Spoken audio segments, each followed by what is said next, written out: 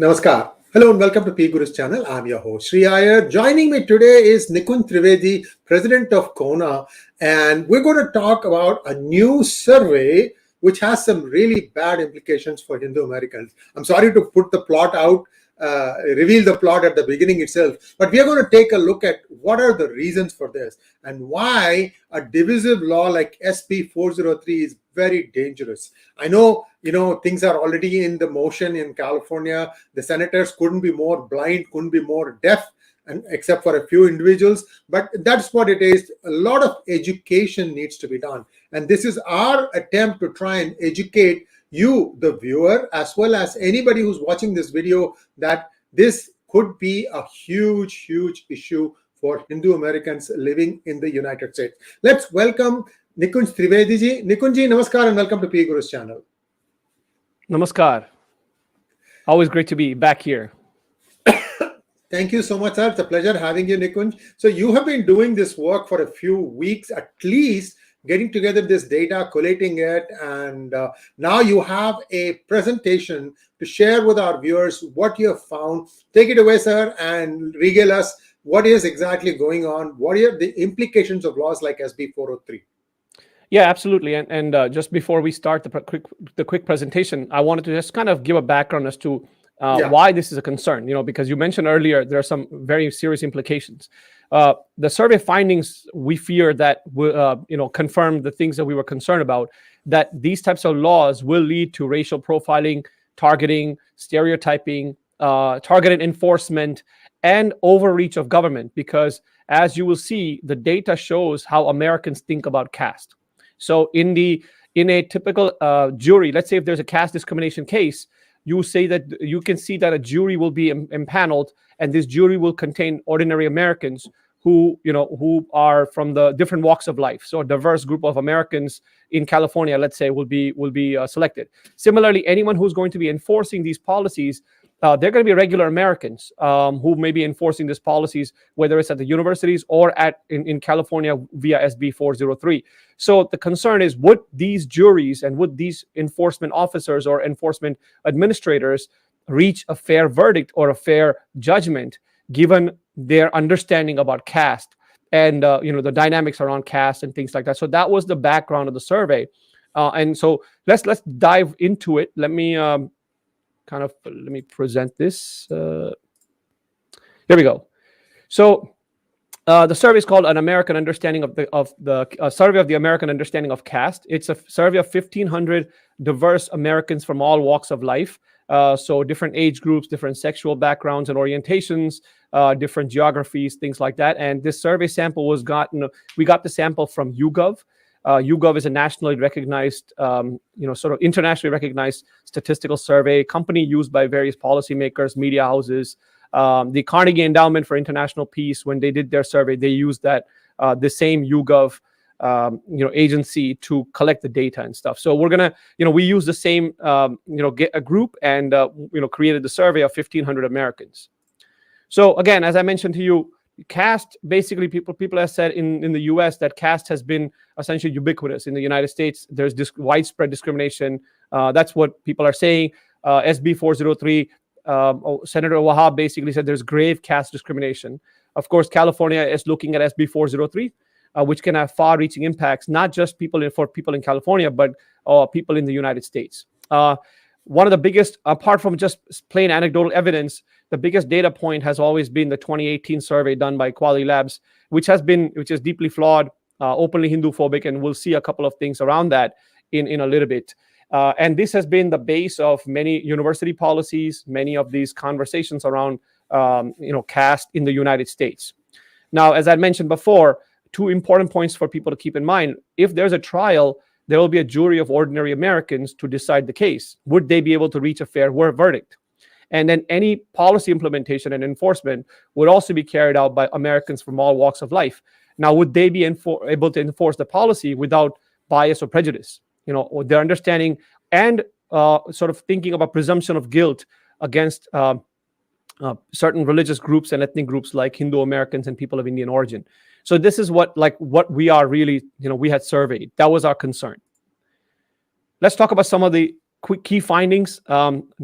We were basically saying most Americans clearly associate caste with India and Hinduism. They also cannot identify caste by last names or characteristics like food habits or skin color, even by those who have reported that they have extensive knowledge of caste, let's say in America. And how did they learn about caste? We'll talk about that.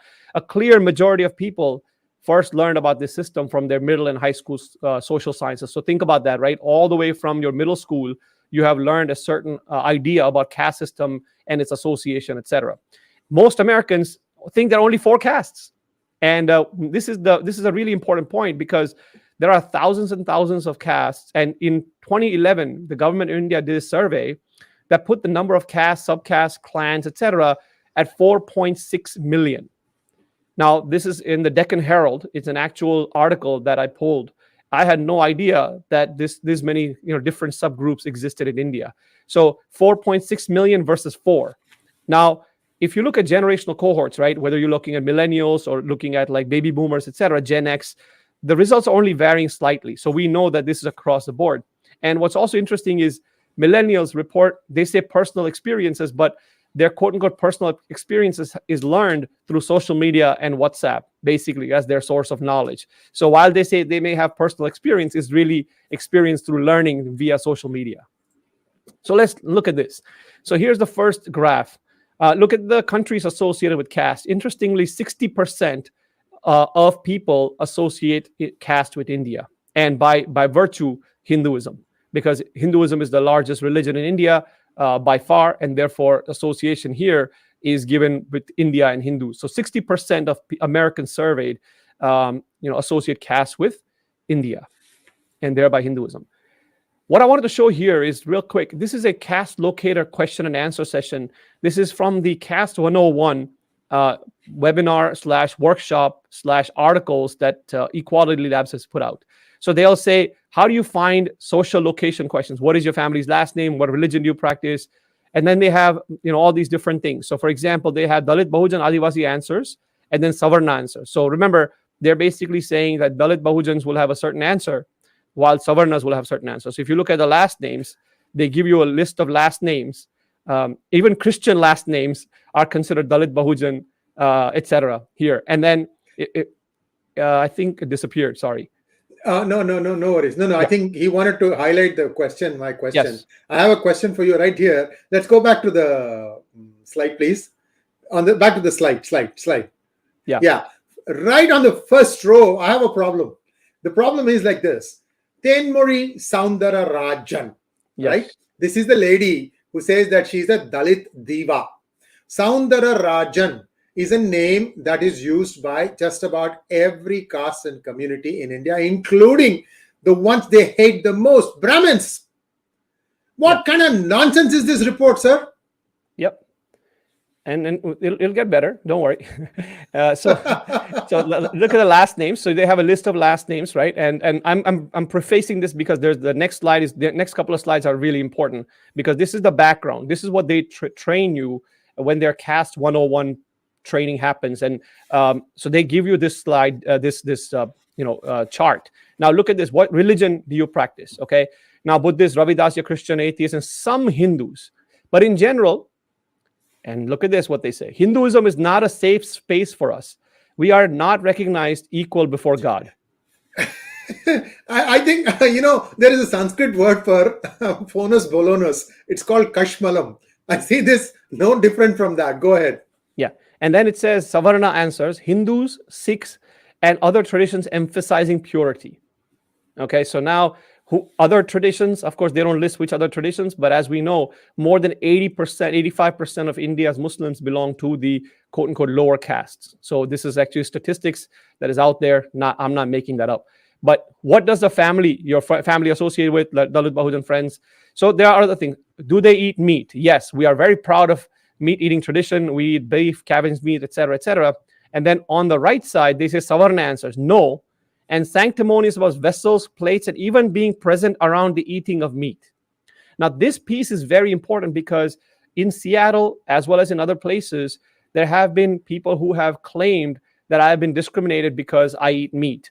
People did not want to go to the same restaurant or sit with me while I was eating meat. Okay, and this is again very interesting answers, because I know a lot of quote unquote Savarna people, as you say, including my own friends and family members who actually eat meat, and they basically eat everything that walks, talks, crawls, whatever you want to say, essentially, right? So now they have land versus no land. Then they say, who they want to marry? Other Dalit Bahujans, Adivasis, and then did your parents hide when they came abroad? Yes and no. So what is hiding? Basically hiding their Dalit identity. So let's move to the next slide. I just wanted to show the way this is taught by a group like Equality Labs. And here's page 44 from their survey. How do South Asians identify each other's caste? And they have a list of different things: last name, food preferences, the number of their name of their native hometown, skin color, religion, family and social affiliations. All of these things are very interesting that they say. Notice they blame Hinduism again in the religion section. It says these communities, so Christians, Buddhists, and Sikhs, have escaped Hinduism for the caste expression in Hinduism. Therefore, religious affiliation can indicate your caste location. So there's a bunch of things. Now, on the right side, this is the excerpt from the Seattle law. Okay, it says very clearly, whereas caste is significant among South Asians, data from Equality Labs, a civil rights organization dedicated to found blah, blah, blah. Okay, so now you can see clearly a law has been passed in Seattle that is based on the survey that we're just looking at from Equality Labs. Okay, the data. Now let's look at the next slide. So how do the Americans feel about this? So we did a survey and we said, okay, great. You want to identify first name and last name? Let's look at this. So we created an entire group of random last names, first names of people from different backgrounds and things like that, including we put in Sudhakar Sundararajan, as you can see, and Prem Pariyar. Most Americans, as you can see, over 90% of Americans could not identify who belongs to what upper caste or lower caste, etc. So this kind of validates our point all along that you cannot identify. And I can tell you, we haven't done a survey of Indian Americans, but generally speaking, but Americans in general cannot identify people by their first name, last name, who's upper caste, who's lower caste, and things like that. So this is very important because, as I mentioned earlier, if you are going to be part of a jury, if you're in HR, right, an HR person would be a typical American who has learned about caste in their social studies books and things like that.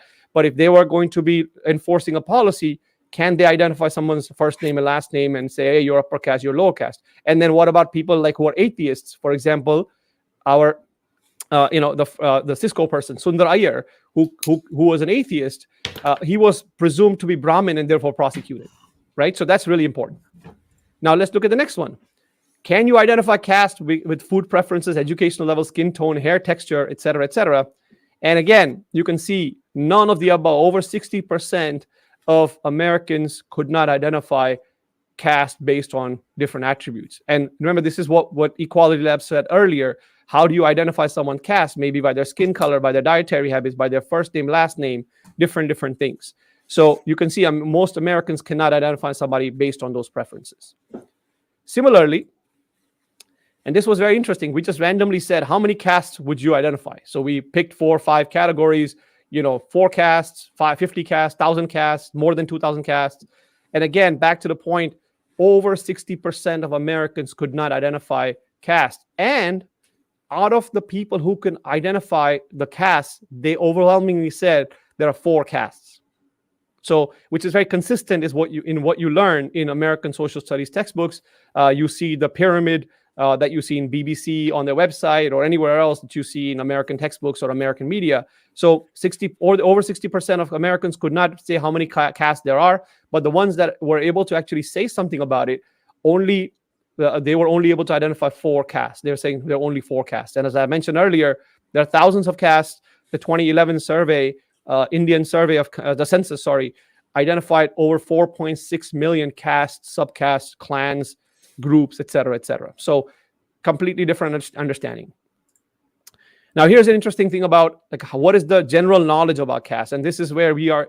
If you look at it, some people have either limited to no understanding or average understanding. So most people either have some limited understanding or no understanding, and you can see very few people have some extensive understanding based on personal experiences. Now, look at on the right side.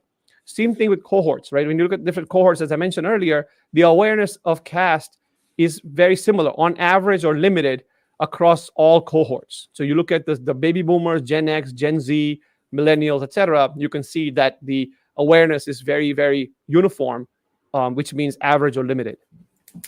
And then, how do we learn about caste in America? How does the typical average American learn about caste? And you can look at the left. It says basically, most people are not sure a third, but if you look at social studies textbooks and books categories, that's the biggest one. So 55, 56%, let's say over 50% people have learned it from for social studies or textbooks, which is consistent. Then you have the internet, some social media, mainstream media, and then a third of the 34% of the people said, I'm not sure about this, how I learn about caste. So that's another thing. And then on the right side, we just talked about how did they first get introduced. So if you look at the blue and the red, that basically shows that most people got introduced to caste in their middle school and high school. So imagine middle school is when you are basically 10 years old, right? Roughly, let's say. So 10 or 12 years old, from that time onwards, you are learning that there are 4 castes. Caste equals Hinduism, caste equals India, so on and so forth. So you're understanding the heavy, deep embedded prejudice that you have developed about caste is going to carry through high school, carry through college, carry through workspace, etc. So that's another major concern that we have. So these are some of the slides that I kind of just wanted to present from the survey. And you can find the survey on our website at kona.org. So I just wanted to kind of give this put this in perspective. Now, let's talk about the major implications of this, right? If, as I mentioned before, our concern has always been that SB 403 is not facially neutral, right? It defines caste in a way that is going to be selectively enforced. It's going to subject Hindu Americans and people of Indian origin, as well as general South Asians, to selective enforcement and targeting. And it will violate our civil rights. So these are some of the concerns. The profiling, if you think about it, right, and if you can draw parallels why the African American community or why the Muslim community is always concerned about laws, because there are certain types of prejudiced notions about different types of people, like Hispanics or Muslims or blacks, et cetera, et cetera. When it comes to caste, we have the same concern because there are preconceived, prejudiced notions and presumption of guilt when it comes to people of Hindu and Indian background. So that's where we are as far as the survey is concerned. Thank you so much, Nikunj. I have a few observations. First of all, the 3 people who wrote the caste report by Equality Labs, one is a Muslim, Natasha Dar, one is a Christian, Murray something something, and the third one is indeterminate. The religion is indeterminate. We don't know if Tenmuri Soundararajan is a Dalit, a Buddhist, or a Christian, because there are associative references to indicate she could be any one of these things. And these people think that they are the experts on caste report, and they come out with a flawed report where those people who were not willing to express a preference were completely left out. So they basically took the data that suited them and then made up a report. What is really strange, Nikunj, is that this report has been gobbled hook, line, and sinker by even famous universities such as Harvard has done it, and what's the other one? The one on East Coast, California State University system has taken it. UC Davis is going to do something with it. What my question to all of you is, how did you just say that whatever is written in this is the truth, especially when there was an alternative survey which was much more scientific, which said the exact opposite? So, I mean, these are all people who have got Nobel Prizes amongst them.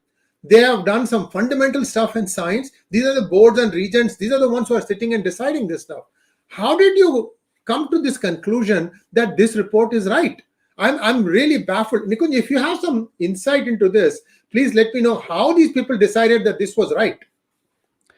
Yeah, and what's interesting is I would say that I agree with you. The concern is like there are more academically sound surveys out there, such as the Carnegie Endowment for International Peace, right? Their survey, and it clearly shows that caste discrimination is not rampant as is claimed in the community. Number one. Number two is that Equality Lab survey should not be relied upon because of the methodology it has used. So those 2 points are really important, and we continue to stress that. And the other point is like, what about other surveys? So if someone is passing a law in a university or in state of California, we believe they should be actually funding a survey, a real survey that is done by a neutral agency like the Carnegie Endowment or someone else, more reputed agency. And let's find out what the results come out to be. And then we can think about law. So we urge administrators as well as lawmakers to say, hey, let's take a pause here. Let's not rush into passing these laws. Let's do the due diligence. Let's do the data analysis. Let's get the survey. Let's let California sponsor a survey. If they believe there's rampant caste discrimination, they should sponsor a survey done by reputed people, and let's see what the results are, right? That's why we did this survey, to showcase the fact to lawmakers that, look, a random survey of 1,500 Americans basically shows a very prejudiced and biased understanding about caste, about Hinduism, about India, etc. And those who will be implementing come from a similar background, and therefore our community is going to be subjected to a violation of our civil rights, to targeting and profiling, selected enforcement, and government overreach. Remember, in the case of Cisco with Sundar Iyer, right? The government defined his religion. The government defined his quote unquote caste. He did not say. He said, "I'm an atheist and I don't believe to be a Brahmin because I don't wear a sacred thread," or whatever the markers are in that sense. But they said, "Nope, we believe, upon belief, that your last name is Iyer and therefore you are a Brahmin." So that's what our concern is. 2 or 3 things. Again, Yep. you really got the beast out of me today. Viewers, first of all, please like this video. There's so many things that are coming out here, which perhaps I'm hoping that, the staff aides, or perhaps even the congressmen / senators of various states and country, and the Congress and Senate may watch this thing. So we want to give you some of the facts here. There is nothing here that is, cooked up or anything of that nature. There is a real challenge here in terms of trying to define these things. I'll give you a couple of examples. If you look at skin tones, the entire West Caucasian, that is the Western Europe you can think of, there are only 6 shades, 6. And if you look at the Indian subcontinent, there are 534 shades. And skin color is a determinant of how long you spend in the sun, how much time if you are a farmer, sure. And if you happen to be living in the southern part of India where the sun really beats down, it's very close to the equator, it is going to be dark. It's got nothing to do with someone's caste. You've got it all wrong. But one other thing that, Nikunj, people may ask is, hey, look, you say that whatever was written in the educational syllabus of the school system in US is wrong, then why did you not try and correct it? Believe me when I say this, we've been fighting about this for 10 plus years. It's more than that. We have been 2023. So we're talking about 18 years since we've been fighting roughly. We have been fighting. Just go back years. Most of us are Indian Americans or Hindus, whatever it is, right? Just cast your mind back. In 2005, do you think there were 4 million Indian Americans in the US? Probably not. Not even half of that. So the numbers were small, but even the small numbers, they understood that what was being taught as Hinduism was wrong, dead wrong. And this starts in it starts in middle school, then it goes on to high school where you have these advanced AP courses where they talk about world history, blah, blah, blah, and all that. There also it permeates. So all that stuff is wrong. And for 16, 17 years, we've been trying to fight to get this thing right. And the only excuse that the other side came up with is, oh, we have published billions of dollars worth of books with this. We can't change it now. Is that an excuse? You got that stuff wrong. I mean, I have been part of some of these things where I have asked some questions. And sorry to say this thing, but there are many people who are of Indian origin that are also abetting and aiding these people. Their knowledge of Hinduism and Sanatana Dharma is questionable at best. That's all I can say. There's not a single person there I saw who could say, okay, this man knows his Sanatana Dharma, I can go behind or I can fall behind his views. It is that bad, Nikunj. It is that bad. I mean, I'll tell you another simple thing. Who's the person who is spearheading this Seattle nonsense? The person who almost got recalled, Kshama Sawant. Has anybody asked her what her caste is? I'm telling you, viewers, she's an Iyengar. So this is a plant that you can say to, yeah, this is a plant by the forward caste to just completely derail it from inside. Oh, you can think of it that way too. You have come up with, you have cooked up so many conspiracy theories, add one more to that. So my point in saying all this is, there are no markers of any sort that you can say this is what it is. And also, I want all our Sikh brothers and sisters who are standing behind this now to think about it. You have been also called as an upper caste according to the caste discrimination report, and suddenly now you think that you should be saying yes for SB 403. Where is your application of mind? You are the ones who are going to be first targeted, and you are saying "Ah, baal mujhe maar." I'm completely I'm completely at a loss to understand this logic. Please go ahead. No, I look. Those things are important. Our major concern is that you can have debates on, in academia. There's different discussions happening. Those will continue. It's a long term. The problem is laws have immediate impact, right? You cannot debate away a law. You cannot go tomorrow and say that, hey, this is a law that has been passed. Now, maybe I'm subjected or not subjected to it. Laws are going to have an impact, immediate impact. Laws should be based on, proper understanding, and making sure that one community is not targeted, right?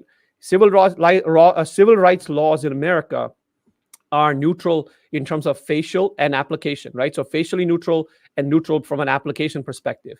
This law or this bill is not. And remember, it names South Asians very specifically, saying, especially South Asians, but also people of, from Japan to like South America. And as you can see in the survey, most people only associate caste with India and Hinduism, right? So that's number one. Number two is it only names people of color. If you think about it, it's only people of color. So if you're not a person of color, do you not have caste? Is that how it works? Because civil rights laws don't work like that. So that's another point that we have to keep in mind, that this law, that's why there are certain implications that are very dangerous about this SB 403 bill and the law in Seattle, because it's not facially neutral. It is not neutral from an application perspective. It is also only profiling people of color. Of course, South Asians being the number one, but also other people of color that are listed in there, as if people who are not POC, right? People who are not people of color don't have a caste. So essentially, you're saying people of color are the only people who have oppression. It's like the oppressor-oppressed mentality. So it sets up this dichotomy of, already defines who the oppressor is and who the oppressed should be, right? So that's also not acceptable.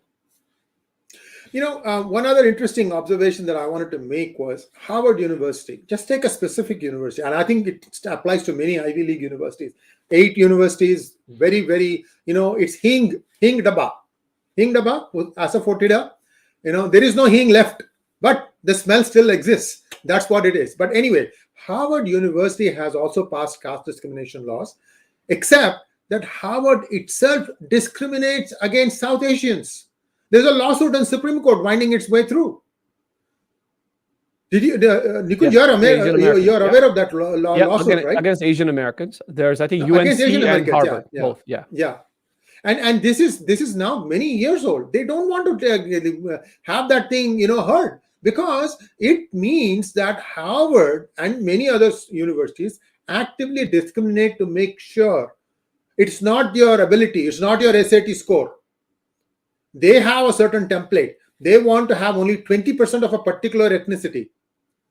Okay, and even if there are people there in that ethnicity who have much better numbers than the others, they want to limit it to only that.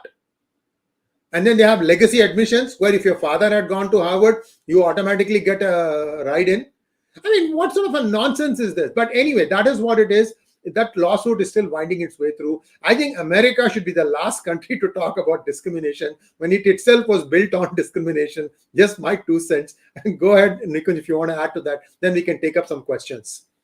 No, I think, am I frozen? No, you're okay now. Yes. You're okay now. Yeah. No, what I was saying is, I agree with you. The problem is there's a discrimination thing going against Asian Americans in general. And now you have another category that says, hey, you know what? Not only am I going to limit Asian Americans, now I have to look at Indian Americans or South Asians with another set of suspicion on caste discrimination, right? So I have to be careful about what goes on. And we saw this in UC San Diego.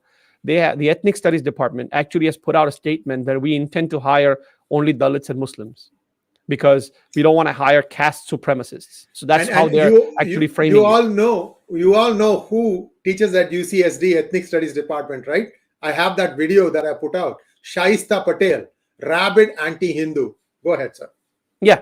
So you can I'm see going to that name all these people. I'm going to name. Nobody's going to escape anymore. Everybody is coming out and getting and dragged through the mud here. You guys have all got an agenda. You are being paid by ISI, terrorist money, and you have the gall to say something that is actually working. Most Hindu Americans are hardworking. Go ahead. No. I mean, again, my primary focus is really how the law will have an impact, right? So there's a lot of rhetoric, there's a lot of debate you can do about many different things in life. But when you start to pass laws, that's the real concern here, right? And we can have a disagreement in many different things, but that disagreement cannot have unfair and unjust laws against a particular community. That's really the idea here. And we are talking to lawmakers with the same point, that you can have, let's pause for a second. Let's think about the language that's in the bill. Let's pause. Let's do another survey that is sponsored by the Senate of California, let's say, to say, is there discrimination?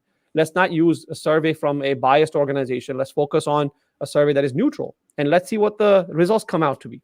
And we have already shown that today, if you look at a random sample of 1,500 broad-based Americans across the board, you will find that most Americans associated with caste, as with India and Hinduism, as well as their understanding of caste, they cannot identify with last names, first names. They don't even know how many castes there are, things like that. And we made this point in Santa Clara as well, because we showed a list of OBCs from like OBC categories from Haryana, from Uttar Pradesh, things like that. And I said, here are names of like 300, 400 groups. How are you going to keep a roster? Who's gonna be adjudicating this? Who's going to be paying for all this? So whose tax money is going to be wasted in adjudicating against caste discrimination? Because you have to identify. And now, what if I say that, hey, my last name is Trivedi, but I don't identify myself as a Brahmin. I don't wear a sacred thread. I go to places that serve meat, many different things, right? Now you're going to assign religion or caste on me just because of my last name. Same thing for my daughter, same thing for my daughter's daughters and sons and things like that. So civil rights laws have a long and far-reaching impact. It's not like a expiration date saying, okay, this civil law is only going to apply for the next 10 years, or it's only going to apply for people who have immigrated from India in the last 30 years or something like that. It's not like that. That's not how civil rights laws work. All right, let's take some questions now. And viewers, there is much to chew here in this particular video, especially the findings. I want you guys to forward it to your local congressman, woman, because believe me when I say this thing, Nikunj agrees with me on this. California is the starting trigger. It is going to spread itself to most blue states across United States. They'll find one pretext or the other, because I heard that this has come right from the central leadership of the Democratic Party, that we want to pressure India by doing this. This is what I've heard, and I don't have any reason to not believe it, because it is becoming like a complete unanimous vote. Because see what happens is, let's say that the governor, Gavin Newsom, who may be having presidential ambitions of California, he may actually not sign this bill.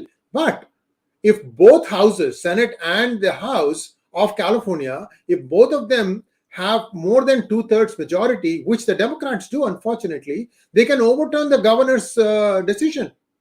See, this is they have a complete thing sewn up right now. And this is all based on lies. This is where the challenge is today. Let's take some questions. I just want you to leave with that. I wanted to leave you with that thought. Yeah, and again, as I say, we don't comment on Democrats versus Republicans. We're nonpartisan in that sense, and I do understand the concerns from the community, but as an organization, we obviously cannot comment on that. Oh, no problem. See, Kona, you are just talking about the cast. I'm just giving the overall. I'm backing it up, and I'm giving it because I listen to so many people, and I'm giving the analysis of what exists out there. So that's perfectly fine with me. Let's take some questions, please. Bharat Ved Prakash wants to know, jumps, jihadis, evangelicals are tag teaming without any allies for us. It seems like a losing battle. Why do you think so, Bharat? I mean, these are all miniature people. I mean, these numbers are very, very small, and they have a flawed model. Remember that when this goes to a court, it is going to lose, because it has already lost once. when none of us knew about this. When the caste discrimination case went into Cisco, against Cisco went through the court, they rejected this report. Anyway, Nikunj, you want to take an answer on this one? It's not a losing battle. I mean, we have to fight the battle in general. Look, see, you have to keep going. Just because, as Sri Krishna says, you have to follow your dharma. Whether you lose, you win. We always remember Arjuna, but remember the thousands and millions of warriors that perished in the Kurukshetra war. So it's not like you can have one winner, but you can also have thousands of people who have sacrificed their time, energy, lives to protect the dharma. So this is not about winning or losing. It's about following your dharma and fighting for it, what is right. That's how civil rights movements in the U.S. and if you look at other different movements of freedom and independence have been fought. Right? Not everybody won. Some people lost. Some people lost again. But eventually, truth shall prevail. Hopefully, so that's the idea. Raghunandan wants to know, Nikunj sir, it's too late. This law will be passed, and Hindu Americans will be treated like Native Americans, and think this is a law as a reservation natives. Your view on it? Well, the law is not passed yet. Okay, so we have to understand that until the end, the very end, as you said, even at the governor's level, we have to continue to express our concerns, to push back, etc. Try to work with the lawmakers, number one. Number two is that is not the end of it. We have to go to court if we need to. We have to go all the way to Supreme Court if we need to. So the American system does give you ways to fight back. We have to, but this is also a warning sign and a learning lesson that as a community, we need to be better organized. Socially, politically, religiously, economically, whatever you want to say, we have to be much better organized with allies who understand this concern. Because a lot of times our community is very inward looking. It's not very outward looking. It doesn't create allyship. It doesn't participate in the political process and things like that. And that's why we sometimes fail when some of these things come about, because we are looked at very, very differently. The lens are very different because we are not part of the process many times. Falsehood wants to know, what about the 72 sects? Not one is getting on with each other. Well, as we said earlier, that this law should be more facially neutral and neutral beyond one religion. So if you're going to have caste, you can't name South Asians. You have to talk about caste in all religions, all communities, etc. So caste, sects, clans, many different things need to be added as far as the as far as this is concerned. So caste is a very loaded word. Instead, it should have many different applications that go across communities. People of color, people who are not people of color, different types of people should be included in this type of a bill if it's truly against discrimination. Manov-san wants to know, what about Canada, where the Toronto District School Board has declared caste to be a special protected category, allegedly in the interest of stopping bullying? So that, I would say there are groups, including Kona, who are working on, fighting back. So the Ontario Human Rights Commission, we're having conversations with them. There are certain laws in Canada that you can utilize. So once this becomes, you can go and challenge it in court. So there are a lot of things that need to be done, and the Hindu community in Canada really needs to wake up, because this is starting in the school board, the largest school board in Canada, and then it's going to sort of spread into other school boards, but also get at some point to a more national level conversation. Guys, they snuck up on us. These malcontents snuck up on us, and they will go for the places that will give them the maximum bang for the buck. That's how I see their attempt in Toronto District School Board. So we'll see how it goes. I mean, now the Hindu is awakening, but again, many of us are still sleepwalking. We need to get up, because this affects our future, our children's future, our grandchildren's future. So this is not something to be taken lightly. Vivek Shukla wants to know how to tackle them. Are we actively protesting against it? Yes, we are. That's the quick and dirty answer, because this has been going on for a few months now. So I would say to Vivek ji and others, please join the protests or the actions against it. You can go to kona.org and you'll learn more about it. There's a link where you can send an email. You can sign you can send make a phone call to your assembly members if you're from California. If you're not from California, unfortunately, there's not much you can do except for help, support, and create more awareness by spreading videos like this, the survey results, many things to your friends who might be in California. Ameya wants to know, P. Gurus, is making caste association a crime in USA? Can't Patel, Brahmin, Jats, Marathas make caste associations? How is this discrimination? Ameya, it's an individual choice. Who you want to associate yourself with is an individual choice, and that there is freedom of expression in freedom of religion in United States. It's guaranteed under the Constitution. In fact, Article 14 already covers SB 403. See, the intent is not that. They know fully well SB 403 is something that mirrors the Article 14, but they want to try and bracket you. They want to try and isolate you. Because if you play this thing out, you will start seeing some horrific consequences, just like the way this report has showed. And by the way, this report has been created using official, channels that everybody else uses. So they can't just wish it away like the way the EL wrote their report. So that is the whole point. We have built something that has got, good reference, good data-based report, and we have to just keep fighting. You have to see, this is not something where you can take a step back. You have to be on the front foot.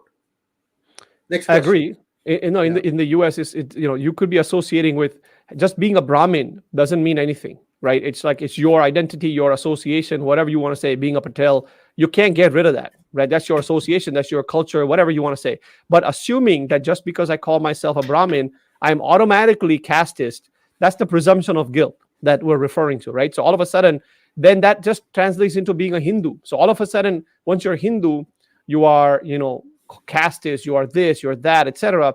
And those identities are then imposed upon you, creating the presumption of guilt, creating the profiling, creating the targeting. Those are the concerns. So just because you have a last name Patel, all of a sudden you are now considered casteist. That is complete nonsense. Venki Komandor, thank you, Venki. This can be defeated only through deep state connections and lobbying. How are the NRIs organizing and funding for this purpose? I mean, there are many attempts. I can't comment on deep state and things like that, but I can tell you there are PACs that are working in the community. There are advocacy organizations like Kona and stuff who are pushing back and who are trying to have a good conversation, educational efforts and things like that. There's a lot of money. There's a lot of money that is needed, obviously, from in terms of funding these efforts. We are always looking for donations. That's really important, but it's a long game. Okay, just to give you an example, we talked about the Equality Lab survey. That's 2018, but remember, this effort was started, let's say, even much more than earlier than that. Maybe let's say 2015 or whatever. Let's say. So it's been 6, 7, 8 years, constantly every single day that these people have been at it. Okay. And there's groups of people supported by academics who are, so when we talked about who are the players, right? So we keep talking about Equality Labs. That's just one player. There are many others, academics and many others who are actually focusing on this. In fact, there's a group for caste equity, a lawyers group that actually sent a letter to the Senate arguing why this the whole idea that it won't lead to racial profiling or this law is the language is flawed, etc., is incorrect, and why the Senate should be supporting SB 403. So there's a whole ecosystem that has cropped up over the years that is essentially against the community, and we must understand and create our own ecosystem to challenge that. Next question, please.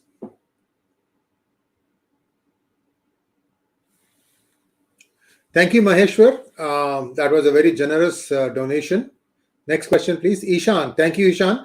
Jai Hind, sir. Can Indians not sue Equality Labs for racism by delegating Indians who are immigrants from a foreign nation into different castes, even though their passports and identity proofs only indicate their nationality? No. You can't sue somebody in America like that. That's not how American laws work. You can't just go and sue you could sue anybody. I can sue somebody for bird watching, no problem. I can sue somebody for drinking water or just walking, no problem. But the moment it shows up in the court, the judge will not even entertain it. So we have to understand that you can't. So they have their freedom of speech and freedom of expression. So you cannot sue somebody from having. We are talking about freedom of expression. We are talking about freedom of speech. Equality Labs has the same laws that apply, and that's the beauty of the American system. And that's why we are challenging the fact that the lawmakers should not be only listening to one side of the story and selective data. they should be looking at it from a proper due diligence. So no, we cannot just sue Equality Labs for racism or something like that. BSS wants to know how far are we from having an organization to rival IAMC? Is the Indian embassy slash foreign ministry helping even a little bit? Why should they help us, BSS? We didn't ask for their permission before we located to United States. We applied, we got through, and we worked for it. Did we ask the Indian embassy for help when we came here? This is our battle. We have to fight it. That's my 2 cents. Nikunj, please go ahead. As a American-based 501c3 organization, we cannot seek help from any government agencies or any representatives of foreign agents outside of the country, domestic, foreign, etc. You just can't do that. That's number one. Number two is we need to have a better ecosystem of Americans. Whether you are born here or you are a naturalized citizen, etc. That's what it's all about. We have to fight. This is our fight. Here, American Hindus, American people of Indian origin, etc. It's a fight that is here, and we don't need help from anybody else outside. We cannot, like I said, as Kona and any other organization who is 501c3, cannot seek help from a foreign entity. Government. Next question, please. Naveen Bhatia, thank you very much for your generous donation. Next one, Jovian Joliti. Should casteism require a higher burden of proof on an organization like EL from filing baseless lawsuits? So EL did not file the lawsuit. It was California who filed the lawsuit. So just to kind of clarify that. But most importantly, I agree. If somebody's saying that there is caste, the burden of proof should be on them. It's the reverse. It's like guilty until proven innocent. So we are being charged as being guilty. And now we have to show that we have to prove ourselves as innocent. The burden of proof has shifted. And so that's a very good point that those who are saying there's casteism requires the burden of proof. And the only burden of proof they have been pushing is just one survey and some anecdotal evidence and nothing substantial from a reputed organization or agency. Lutyens Media, Chota Pig or Biryani. What is the caste of offsprings of a Dalit wedded to a Christian, Muslim, Jews, atheist, Buddhist?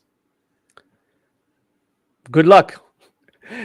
Because that will be basically what the state of California and its helpers and adjudicators determine, because that's a very loaded question. Because you basically, first of all, why would you say a Dalit is separate from Christian, Muslim, Jews, or Buddhists? Because Dalits exist in all the different places. So there are Muslim Dalits, there are Christian Dalits, there are maybe Jewish Dalits, I don't know, but let's say at least Christian and Muslim Dalits and Buddhist Dalits and things like that. So I think this question needs to be rephrased.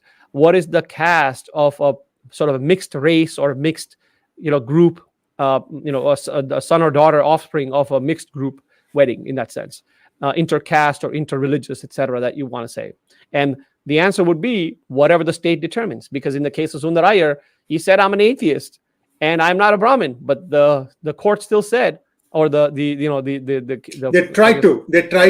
Yeah. Well, no, they said in the state of the if you look at the filing. No, the CRD filed that way. Yes, I agree. CRD filed that way. Yeah. However, when their feet were held to the fire, they decided to withdraw the case, the motion. Yeah.